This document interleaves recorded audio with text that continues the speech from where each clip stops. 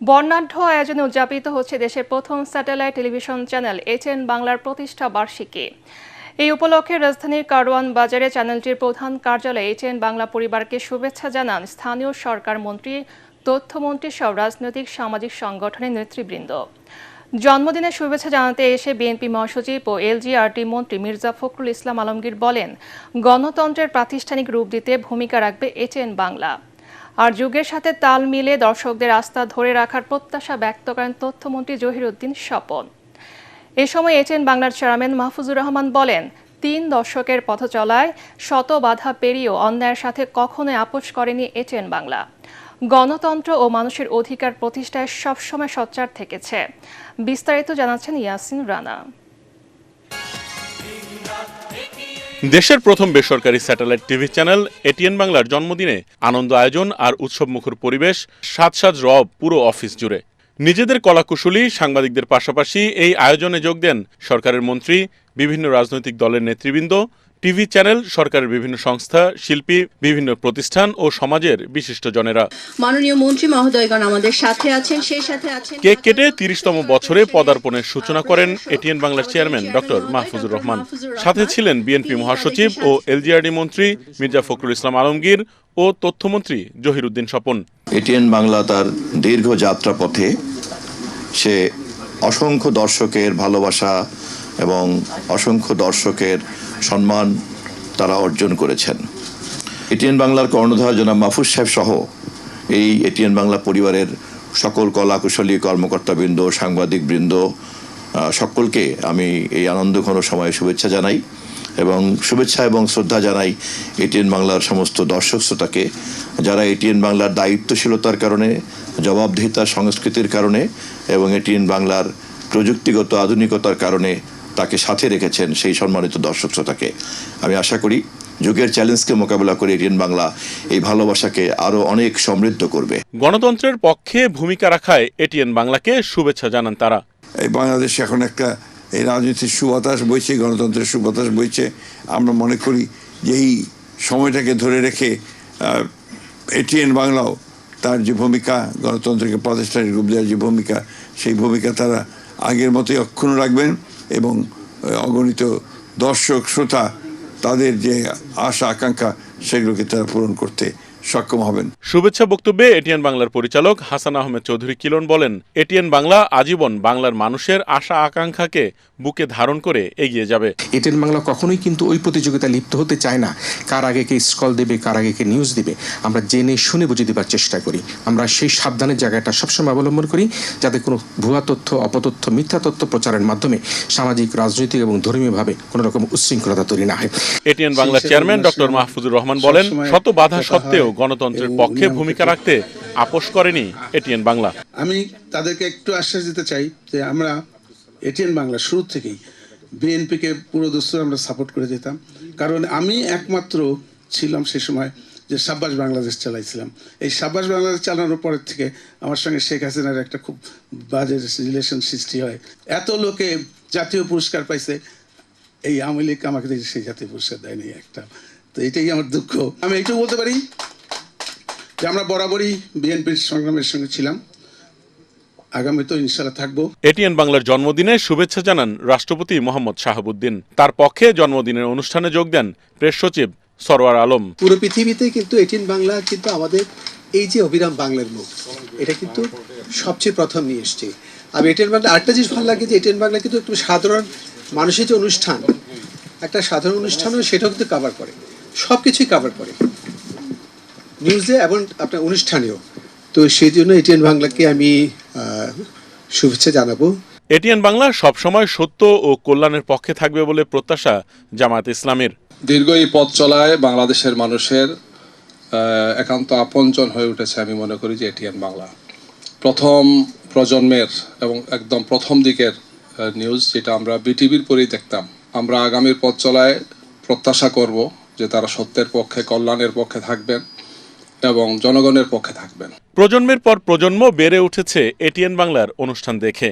ঈদের আনন্দ, বিশ্বকাপের উন্মাদনা, জাতীয় দিবসের গর্ব কিংবা দুর্যোগের সময়ে মানুষের পাশে থাকার অঙ্গীকার সবখানেই ছিল এটিএন বাংলার উজ্জ্বল উপস্থিতি। জন্মদিনের আনন্দ উদযাপনে অংশ নেন সকলে।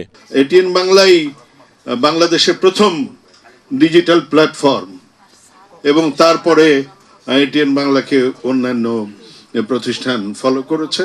এটা আমাদের আতুর ঘর, শিল্পীদের আতুর ঘর। আতুর ঘর এই সেন্সে বলছি আমি, এখান থেকে কিন্তু আজকে বেসরকারি টেলিভিশন, স্যাটেলাইট টেলিভিশন, আমরা যা কিছু যত কিছুই বলি, পৃথিবীময় যে ছড়িয়ে পড়া শুরু এখান থেকে, এই মানুষটার হাত ধরে। আমি শুভেচ্ছা জানাই এটিএন বাংলাকে। এটিএন বাংলা আরো এগিয়ে যাক, তার পথ ধরে। আমার বিশ্বাস এটিএন বাংলা এই 30 বছরে পা দিয়ে অনেক বছর চলবে, যার আমরা হয়তো থাকবো না, এটিএন বাংলা থাকবে। ওভারঅল যে সাংবাদিকতা বাংলাদেশের প্রতিটা ঘরে ঘরে প্রান্তিক পর্যায়ে পৌঁছিয়েছে, এটা বিশাল একটা কাজ। এটিএন বাংলার এই পথ চলায় অনেক হিস্ট্রি তৈরি হয়েছে, যে হিস্ট্রিটা বাংলাদেশের সাংবাদিকতায়, বাংলাদেশের টেলিভিশন সাংবাদিকতার অন্যতম অংশ।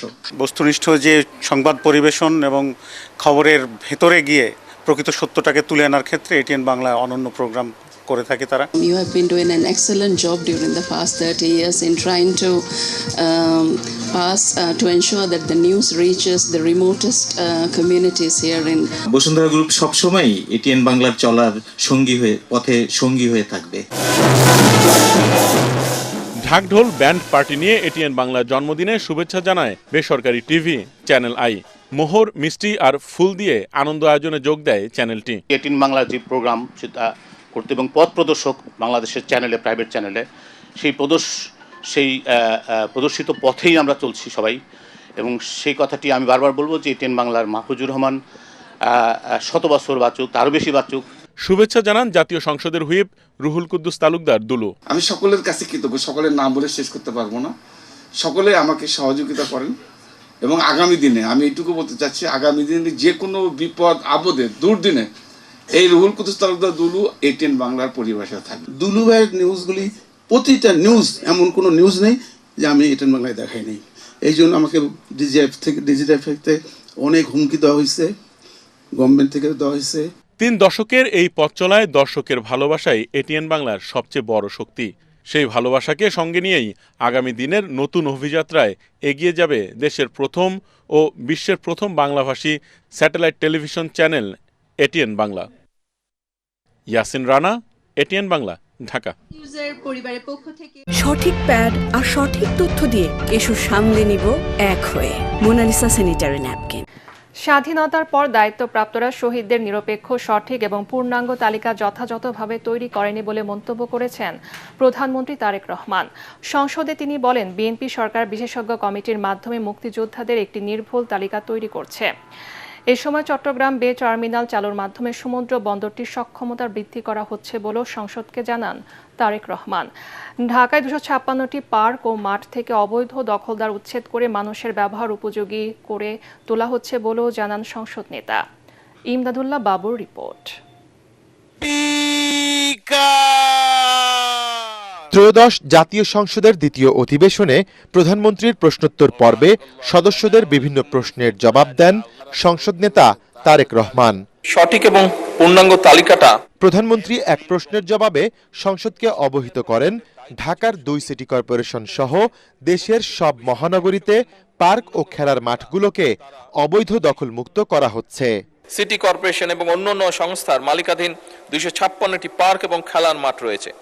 উক্ত খেলার মাঠ এবং পার্ক সমূহের অবৈধ দখলদারদের উচ্ছেদ করা হয়েছে মাননীয় স্পিকার। পার্ক এবং খেলার মাঠ সমূহে নিরাপত্তা প্রহরী নিয়োগ, প্রয়োজনীয় বৈদ্যুতিক বাতি স্থাপন, সিসিটিভি স্থাপন এবং জনসচেতনামূলক কার্যক্রম পরিচালনার উদ্যোগও এর ভিতর গ্রহণ করা হয়েছে। বাচ্চাদের খেলার জন্য ওপেন জায়গা আছে, সেটি খুঁজে বের করে সরকারকে জানানোর জন্য এই নির্দেশনা এরই ভিতরে পাঠানো হয়েছে। আরেক প্রশ্নের জবাবে চট্টগ্রাম সমুদ্র বন্দরকে নিয়ে সরকারের পরিকল্পনা তুলে ধরেন প্রধানমন্ত্রী। চট্টগ্রাম সমুদ্র বন্দরের সক্ষমতা ক্রমশ বৃদ্ধি পাচ্ছে, তবে বে টার্মিনাল এটার বাস্তবায়নের পরিকল্পনা তো আমরা নিয়েছি। আপনাকে আমি বলতে পারি যে বে টার্মিনালটা চালু হলে পরে অবশ্যই এটার একটা উপকারিতা সামগ্রিকভাবে অর্থনীতি এবং দেশ পাবে।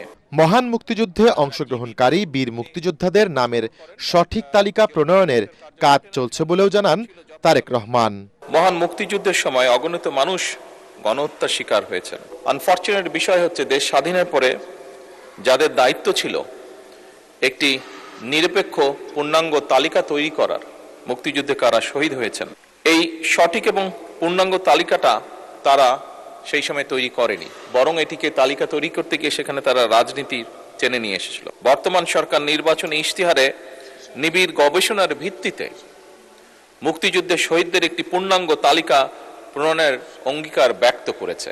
রাষ্ট্রীয় সম্পদের অপচয় কমাতে এবং দুর্নীতি বন্ধে সবাইকে সচেতন থাকার আহ্বানও জানান সংসদ নেতা। সচিবালয় সংক্রান্ত তাই এটি ইমদাদুল্লাহ বাবু, ATN বাংলা, ঢাকা। স্পিকার, আপনাকে ধন্যবাদ। শিক্ষা ব্যবস্থাকে যুগোপযোগী করে গড়ে তোলায় সরকারি নির্বাচনী অঙ্গীকার বলে জানিয়েছেন প্রধানমন্ত্রী তারেক রহমান। প্রাথমিক শিক্ষা পদক বিতরণ অনুষ্ঠানে তিনি বলেন, শিক্ষা ব্যবস্থার উন্নয়নে প্রাথমিক শিক্ষাকে সর্বাধিক গুরুত্ব দেওয়া হচ্ছে। মানবিক দেশ গড়তে শিশুদের মূল্যবোধের শিক্ষা দেওয়ার আহ্বান জানান প্রধানমন্ত্রী। তিনি জানান, শিক্ষকদের মান উন্নয়ন, শিক্ষার্থীদের সৃজনশীল বিকাশ, আনন্দময় শিক্ষার পরিবেশ নিশ্চিতে কাজ করছে সরকার। কামরুজ্জামান রাজীবের রিপোর্ট।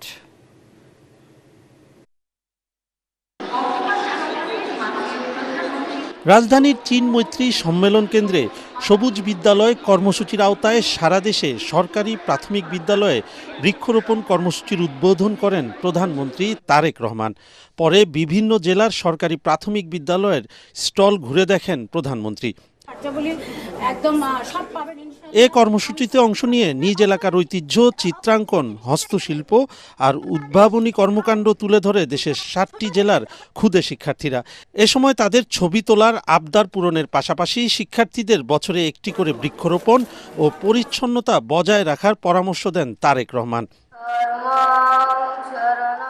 এরপর প্রাথমিক শিক্ষা পদক প্রদান অনুষ্ঠানে যোগ দেন প্রধানমন্ত্রী। 21টি ক্যাটাগরিতে প্রাথমিক শিক্ষা পদক প্রদান করেন সরকার প্রধান। সমাপনী বক্তব্যে প্রধানমন্ত্রী বলেন, ভবিষ্যৎ বাংলাদেশকে সুন্দরভাবে গড়ে তুলতে পারিবারিক, সামাজিক ও ধর্মীয় মূল্যবোধের শিক্ষা পাঠ্য বইয়ে যুক্ত করা হবে। একটি জাতির জীবনে যদি এথিক্স এবং ভ্যালুস শিক্ষা থাকে, তাহলেই আমরা একটি শক্তিশালী, সুন্দর, ডিসিপ্লিন একটি জাতি হিসাবে আমরা গড়ে তুলতে পারবো ধীরে ধীরে নিজেদেরকে। আমরা আগামী দিনে সিলেবাসগুলোর মধ্যে আমাদের বিভিন্ন সামাজিক বলেন, ধর্মীয় বলেন, যে এথিক্স বা ভ্যালুসগুলো আছে, পারিবারিক ভ্যালুস বলেন, সামাজিক ভ্যালুস বলেন, ধর্মীয় ভ্যালুস বলেন, এইগুলোকে আমরা ইনক্লুড করতে চাই। শিক্ষক বৃন্দের কাছে আমার অনুরোধ থাকবে, আমাদেরকে দয়া করে সাহায্য করুন একটি মানবিক বাংলাদেশ গড়ে তুলতে। শিশুদের শারীরিক মানসিক বিকাশে খেলাধুলা আর সাংস্কৃতিক কর্মকাণ্ডের বিকল্প নেই উল্লেখ করে আনন্দময় শিক্ষার বিস্তারে সরকারের বিভিন্ন উদ্যোগের কথা তুলে ধরেন প্রধানমন্ত্রী। আমরা সিদ্ধান্ত গ্রহণ করেছি মেয়েদের পড়ালেখার সুযোগ আরও বিস্তৃত করার জন্য। আমরা অনার্স পর্যন্ত মেয়েদের শিক্ষা ব্যবস্থা ইনশাল্লাহ ফ্রি করার সিদ্ধান্ত নিয়েছি। এবং শুধু একই সাথে নয়, প্রাইমারিতে যেরকম আমরা স্টাইপেন্ড দিচ্ছি, একইভাবে আমরা উচ্চশিক্ষার জন্য যারা ভালো রেজাল্ট করবে সেই সকল মেয়েদেরকে আমরা স্কলারশিপ ইনশাল্লাহ দিব।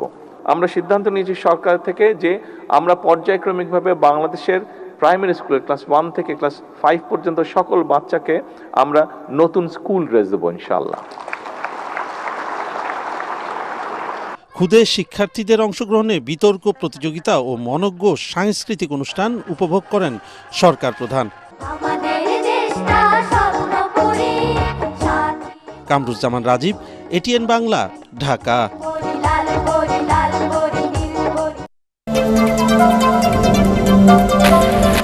শিক্ষামন্ত্রীর পদত্যাগ সহ 3 দফা দাবিতে পূর্ব ঘোষিত কর্মসূচি অনুযায়ী সচিবালয়ের উদ্দেশ্যে লং মার্চ করে আন্দোলনরত শিক্ষার্থীরা। শিক্ষা ভবনের সামনে তাদের আটকে দেয় পুলিশ। পরে সেখানে অবস্থান নিয়ে বিক্ষোভ করে তারা। একই দাবিতে দেশের বিভিন্ন স্থানে বিক্ষোভ করেছে HSC পরীক্ষার্থীরা। এদিকে সংসদে শিক্ষামন্ত্রী জানিয়েছেন, বৈরী আবহাওয়ার কারণে যেসব শিক্ষার্থী পরীক্ষায় অংশ নিতে পারেননি তারা সংশ্লিষ্ট বিষয়ে পরীক্ষা দেওয়ার সুযোগ পাবেন। তৌহিদুর রহমান নিশানকে সাথে নিয়ে মিজান শাহজাহানের রিপোর্ট।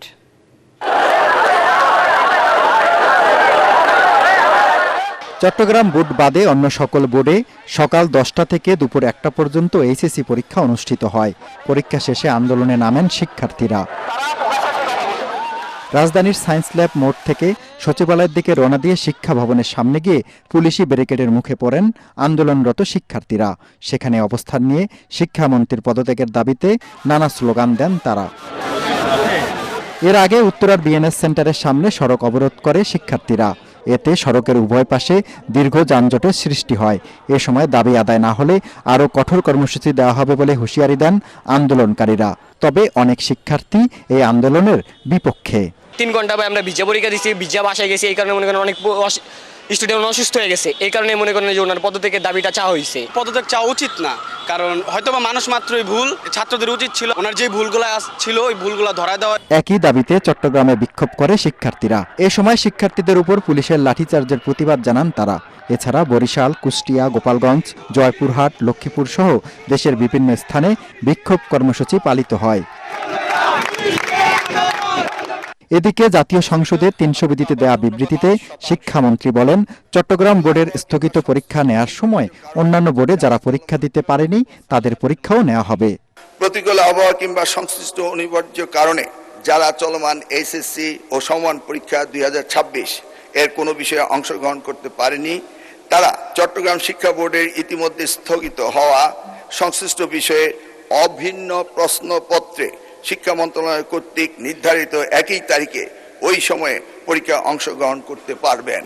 শিক্ষার্থীদের নিয়ে অনাকাঙ্ক্ষিত মন্তব্য প্রত্যাহারের পাশাপাশি মঙ্গলবার সংসদে দুঃখ প্রকাশ করেন শিক্ষামন্ত্রী। এরপরও আন্দোলন চালিয়ে যাচ্ছেন পরীক্ষার্থীদের একাংশ। কিংবা সংশ্লিষ্ট অনিবার্য কারণে। মিজান শাহজাহান, এটিএন বাংলা, ঢাকা। ধন্যবাদ।